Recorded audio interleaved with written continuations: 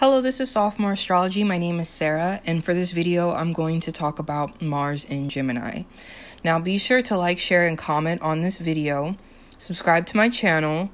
You can also find me on Instagram at Sophomore Astrology, and check out my website, sophomoreastrology.com. There you can message me to book a natal chart, birth chart reading, and you can also check out my blog. On my blog, I try to post every Wednesday, and I just talk about random spiritual stuff. So be sure to check that out. Now, Mars in Gemini. With every Mars video, I've given a brief overview on Mars. You know, Mars is your physical drive, your sexual energy. When you wake up in the morning, what are you motivated by? How are you motivated? And how is your physical energy translated in this third dimensional world, right?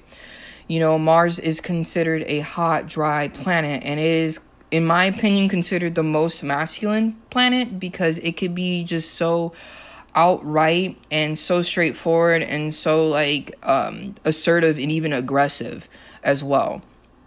But Mars also has a nocturnal energy to it as well. So when you place a planet like Mars in the sign Gemini, right? Gemini is also masculine as well, and it's also hot as well. But it also is moist. So it's kind of like that hot and the hot dryness of Mars, but then the hot moist nature of Gemini. It's like they're similar, but they're also still different in a way. So I kind of feel like this Mars energy being placed in Gemini, it is cohesive. It is friendly. Like these two energies are not in opposition of each other. In fact, they're alike, but just enough different that it kind of creates a sense of balance as well, right? Because Gemini is ruled by Mercury. Gemini is ruled by Mercury, and Mercury is a gender-neutral planet. So it's kind of like there is a way that like Mars and Gemini can be checked, especially if Mars is well aspected throughout the natal chart. This relationship will work, you know, because when I first think of someone with their Mars in Gemini, I'm thinking, okay, Gemini is all about communication, intellect, dialogue. You know, and then you have Mars, which is considered like someone's fight or flight, someone's combative nature, how someone protects themselves. So honestly, the first thing I think of is someone who has a sharp tongue.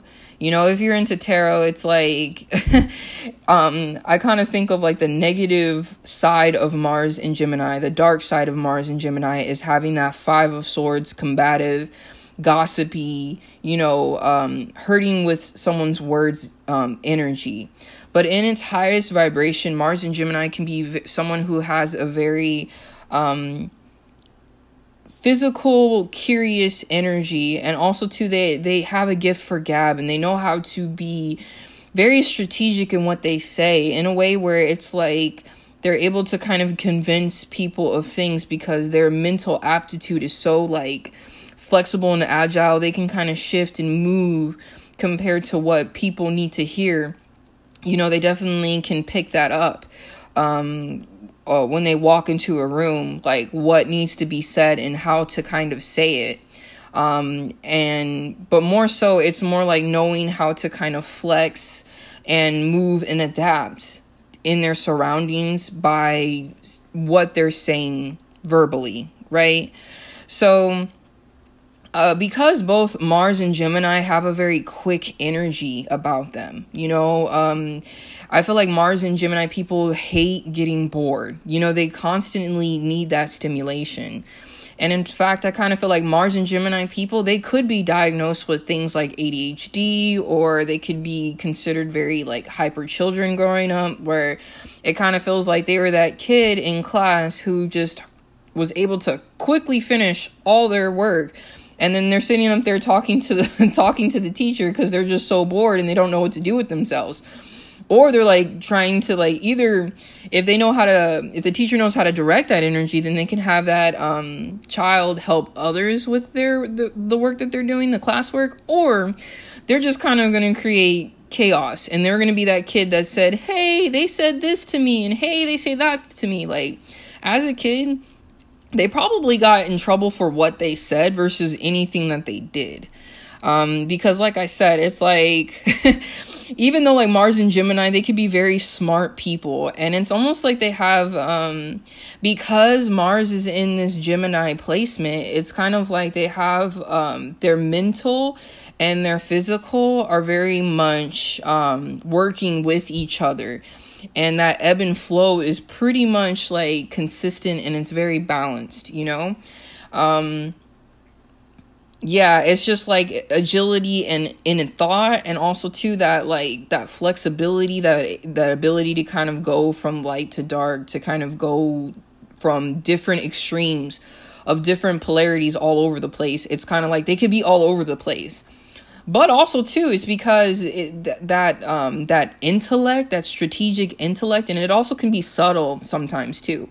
I know Mars can be very like loud and boastful, but because Gemini knows how to bob and weave, this person will definitely know how to bob and weave, especially when it comes to an argument. You know, they're able to kind of play devil's advocate, but then they're also able to kind of like really dive into an argument and really see both sides, to the point where that's kind of almost how they win, is by seeing different sides of the situation and be able to play on both.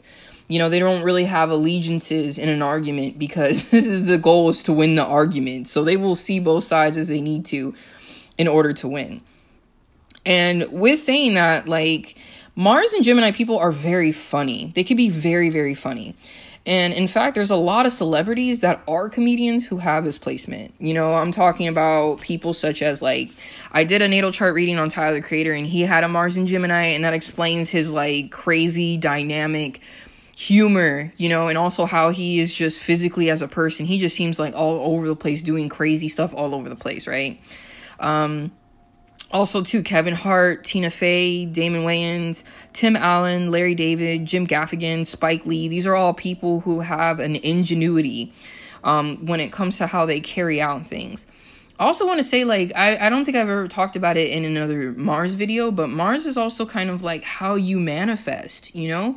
These people manifest by how they say. So these people also have to be careful what they say about others and themselves, because it'll translate into the physical world, aka manifestation. If you're into tarot, it's being the magician. You know, Mars in Gemini is a very magician energy, because you are using words to really translate something, to pull something from the 5D, 6D, 7D, whatever, and to throw it into the 3D, because it was kind of spoken multidimensionally, if that makes sense. You know, so these people could be very like, I feel like these people could read people.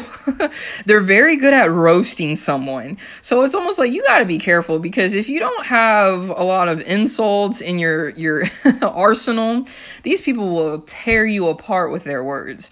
Kind of like once you kind of come at them in a very aggressive, assertive way, if you insult them, oh my God, it's like they will ring you a new one, and it's all verbally. They might not even touch you. And they are so aggressive verbally. It's just, it's so much. They start coming at you with all these different insults, and they start reading you. It's like because Gemini is such a good learner, and Gemini is known to be a sign that it just has a curiosity and a desire to learn, and wanting to know the highs and lows, and the dark and the light, and they want to understand everything at every level. And Mars in Gemini is very studied in combativeness. You know, I kind of think of, like, I've never read the book, but I think of The Art of War, that book or something like that. It's like a Mars in Gemini just innately understands what it means to be assertive and aggressive. It's like they almost had studied it in past lives. In a very intellectual and mental way, they understand the idea of being combative. So, yeah, so when it comes to protecting themselves, they will protect themselves verbally.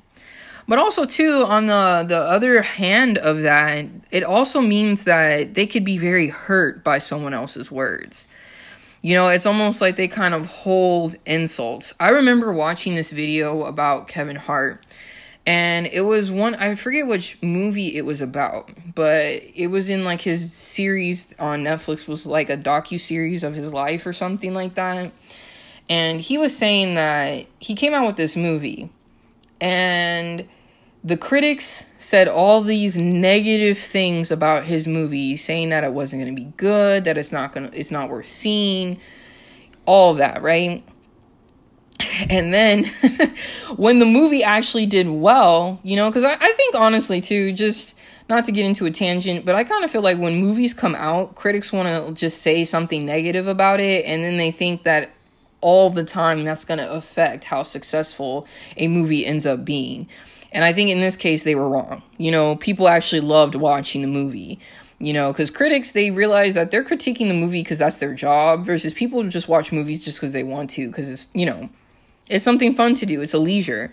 So, long story short, Kevin Hart, he sent that guy a huge fruit basket worth a lot of money because he remembered what he said about his movie and was very insulted by it. But guess what?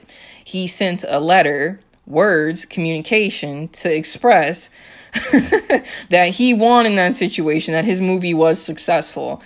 So that's like the interesting part, you know. It's just like, don't let these people get bored, and don't come at them crazy, because they will read you for filth.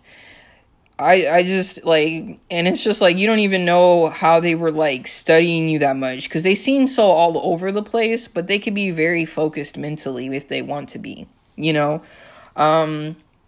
Because like the opposite energy of Gemini is Sagittarius. So I feel like Mars and Gemini people, if they get too bored or if they get too much all over the place, I think they need to kind of focus on the lesson of Sagittarius and kind of be, kind of approach things from a wise, studied angle, you know, and to learn how to, instead of being so dynamic and so impulsive and quickly moving from place to place, to kind of like let yourself create space between the impulsivity. I guess it's just like, instead of being so reactive, just chill and really think about the situation before something is done. You know, and I honestly feel like a Mars and Gemini, they get better about handling this sporadic but very intelligent energy as they get older with time. So yeah, that's my take on Mars and Gemini. Let me know if you have a Mars and Gemini placement, or if you know someone with a Mars and Gemini placement. If this resonates at all, let me know in the comments below. And thank you for listening, and I hope you enjoyed this video.